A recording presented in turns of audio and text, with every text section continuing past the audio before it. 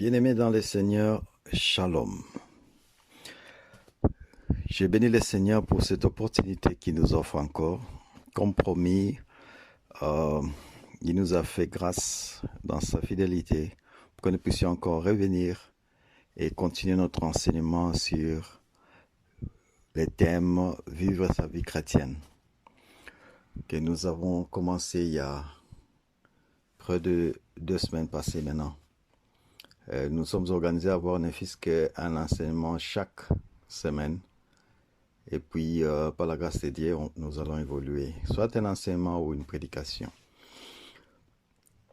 Avant de commencer, prions le Seigneur. Père, nous te disons merci pour cette opportunité que tu nous offres encore de nous retrouver devant ton trône de grâce, partager ta parole, étudier ta parole et apprendre ta volonté pour que nous puissions marcher sur cette terre selon ta volonté. Nous voulons vivre avec toi et bénéficier de toutes les bénédictions célestes que tu nous as accordées.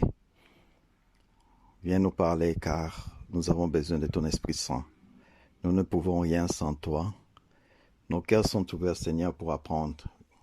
Que le Saint-Esprit nous enseigne ce qui est caché, afin que nous comprenions la vérité et marcher selon ta volonté et atteindre la perfection pour hériter ton royaume. Au nom de Jésus que nous avons ainsi prié. Amen.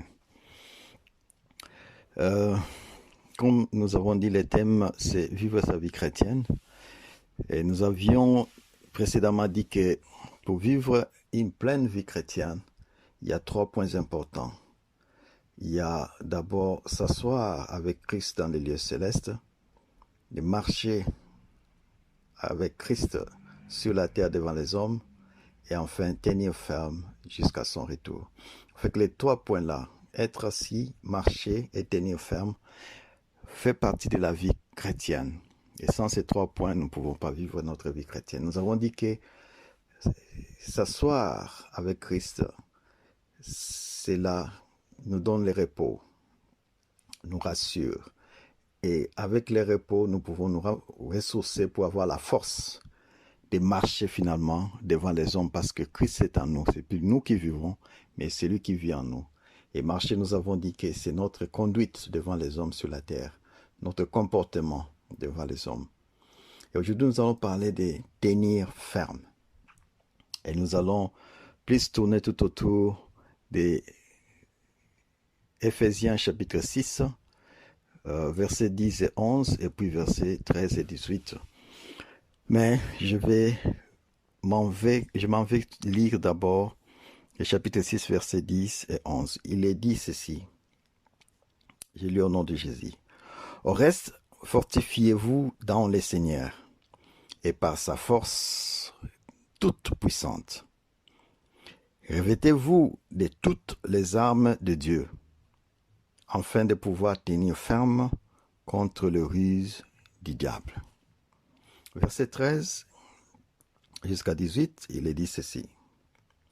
C'est pourquoi prenez toutes les armes de Dieu, afin de pouvoir résister dans les mauvais jours et tenir ferme, après avoir tout surmonté.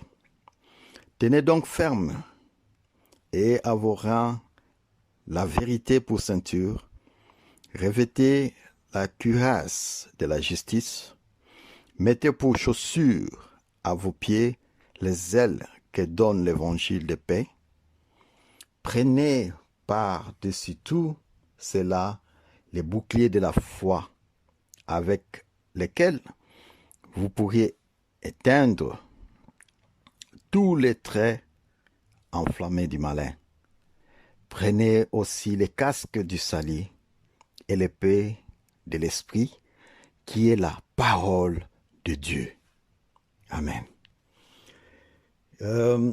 Bien-aimés dans le Seigneur, après avoir assis ensemble avec Christ, marché avec lui devant les hommes sur cette terre, les versets 10, 11, 13 à 18 du chapitre 6 d'Éphésiens nous demandent de nous fortifier et de tenir ferme. Ça, c'est important. Cela étant, La vie chrétienne commence par être assis, continue par marcher et demande enfin de tenir ferme. Nous devons être prêts pour les conflits. Il y a un conflit qui existe depuis le commencement, depuis la création. D'où savoir être assis avec Christ dans les lieux célestes, marcher d'une manière digne de lui ici-bas, mais c'est bien, mais il nous faut aussi savoir comment tenir ferme en présence de l'ennemi. Parce que l'ennemi est présent, il est là. Il cherche à nous détruire, à nous dérouter de la vérité. C'est ce que Paul appelle lutter contre les esprits du mal, que beaucoup d'autres appellent les combats spirituels. C'est très important. C'est ça les combats spirituels. Aucun chrétien ne peut prendre part à ces vieux conflits sans avoir d'abord appris à se reposer sur Christ et ce qu'il a accompli sur la croix. Parce que nous ne pouvons pas combattre ce combat seuls. Nous nous reposons sur Christ et sur ce qu'il a accompli sur la croix. Et après cela, par la puissance du Saint-Esprit qui demeure en nous, à les suivre dans une vie sainte ici-bas. Et nous pouvons vivre une vie sainte ici-bas en suivant Christ. Parce que ce n'est pas nous qui vivons, c'est Christ qui vit en nous. Et c'est possible de vivre une vie sainte avec Christ. Au cas contraire, il ne sera d'aucune valeur dans ces conflits parce qu'il pourra même ne pas les connaître, car Satan n'aura pas à compter sur nous. Il va nous déconsidérer. Pour cela, nous devons être fortifiés dans le Seigneur et par sa force souveraine, comme dit Ephésiens 6:10. En reconnaissant premièrement la valeur de son exaltation dans des lieux célestes et ensuite, c'est de sa présence en nous, Christ en nous. Ça, c'est très important. En comparant Ephésiens 6:10 et avec Ephésiens chapitre 1er, verset 19, nous voyons quelle est la grandeur surabondante de sa puissance envers nous qui croyons selon l'action souveraine de sa force. Nous pouvons rapidement relire. Il est dit ceci, Ephésiens 6:10. Au reste, fortifiez-vous dans le Seigneur et par sa force toute puissante. Et quand nous allons dans Ephésiens chapitre 1er, verset 19, il est dit ceci. Et quelle est envers nous qui croyons l'infinie grandeur de sa puissance et manifestant avec efficacité par la vertu de sa force. Nous pouvons voir les deux versets qui se croisent, qui nous rassurent de la grandeur surabondante de sa puissance, de la puissance de Dieu. Et lorsque le chrétien a bien appris ces deux leçons, qu'il en arrive à apprécier les troisièmes principes de la vie spirituelle, qui se résume par ce mot « tenir ferme ». Ephésiens chapitre 6, verset 12 nous dit ceci. Nous l'avons même lu avant, car nous n'avons pas à lutter contre la chair et le sang, mais contre les dominations, contre les autorités, contre les princes de ce monde de ténèbres, contre les esprits méchants dans des lieux célestes. Ce n'est pas un combat de la chair. Il montre clairement que l'ennemi de Dieu tient à son pouvoir une foule de démons et d'anges déchus acharnent contre le monde et cherchant à exclure Dieu de son propre royaume. C'est Dieu qui a créé le monde. Mais Satan avec ses anges déchus, les démons, ils font tout pour régner sur cette terre, sur ce monde, que Dieu a créées, exclure Dieu, gagner les âmes. C'est l'explication même de ce qui se passe autour de nous aujourd'hui. Nous voyons ce qui se passe autour de nous. Comment Satan fait son travail, comment l'ennemi exerce son travail. Paul dit, nous ne luttons pas contre la chair et le sang, mais contre le diable lui-même. Deux puissances sont en guerre et Satan cherche à usurper l'autorité de Dieu. Et l'Église est appelée à déloger Satan de son royaume et à faire de Christ la tête placée au-dessus de tout. C'est ça notre mission. La question est celle de savoir quelle est notre position dans ces conflits. Parce qu'il y a Dieu et l'ennemi, Satan.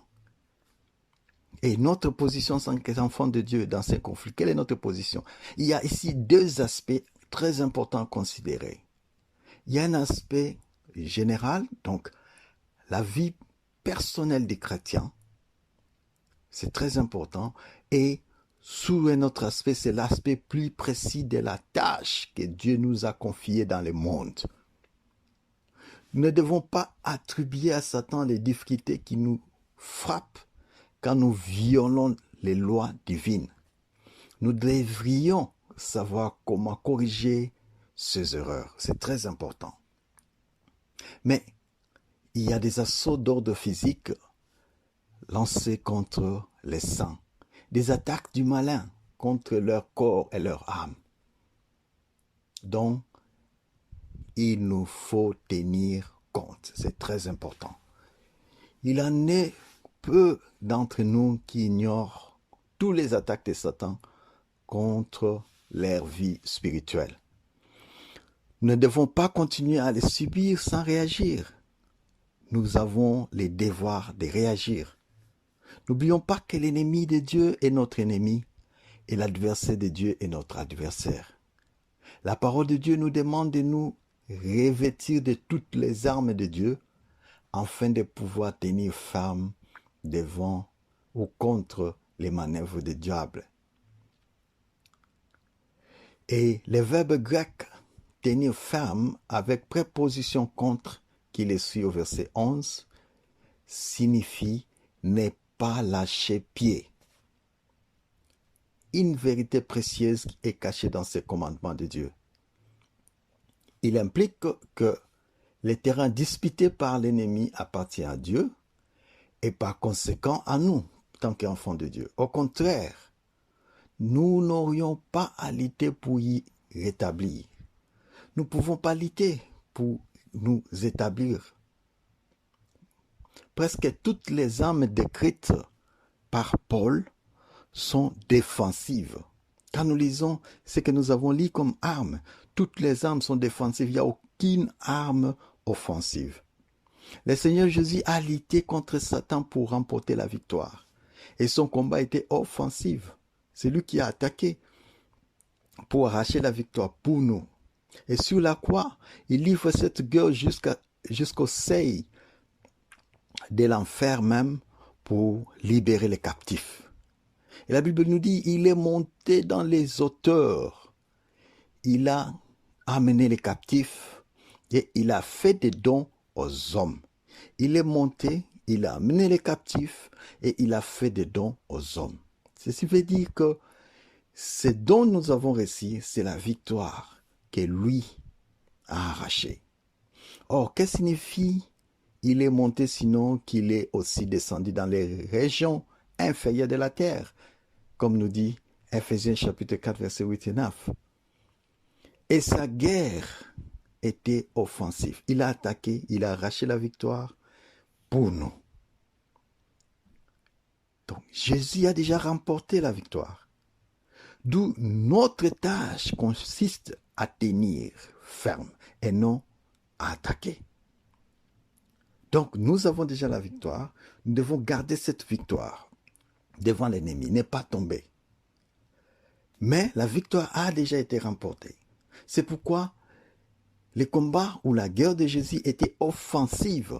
Mais notre combat ou notre guerre avec l'ennemi est défensive. C'est la raison pour laquelle toutes les armes dont Paul parle sont défensives. Il n'y a pas une arme pour attaquer, mais pour se protéger.